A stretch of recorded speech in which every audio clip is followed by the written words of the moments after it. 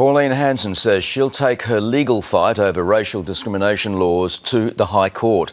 The One Nation leader says she's appealing her recent loss in a long-running case that highlights limits to free speech. Pauline Hanson paints it as a mission to save free speech. I will not be silenced, she says, promising a High Court appeal for Australians who feel they no longer have a voice.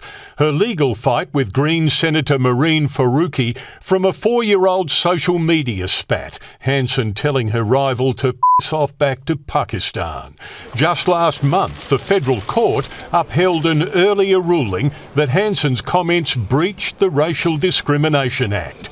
Section 18C outlaws comments that offend, insult, humiliate or intimidate based on race. Tony Abbott, who considered watering down 18C when he was Prime Minister, speaking out again today as he lined up for the annual charity bike ride Polypedal. Frankly, Section 18C as currently constituted is a risk to free speech, as we're seeing. I think it's pretty hard to say we should have more racist hate speech than we currently have. But Pauline Hanson argues government should never get to choose what Australians are allowed to say.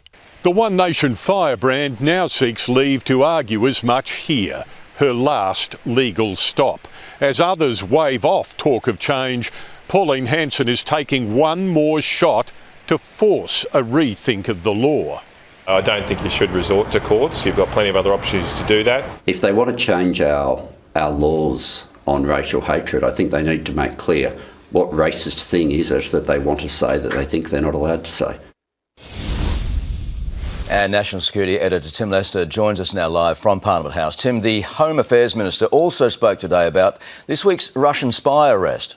Yes, 27-year-old Vladimir Teslov from Victoria arrested Thursday in Brisbane, Chris. Now, he is accused of joining Ukraine's military to assist in gathering information and passing it on to Russian intelligence to help the forces attacking Ukraine. Tony Burke says Australia will not be used as a base for such operations.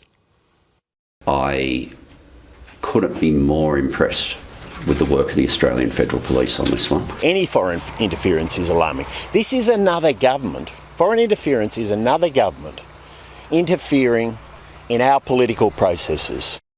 Teslov is due in court in early October. Chris. I'm sure you'll be watching. Thank you, Tim, for that.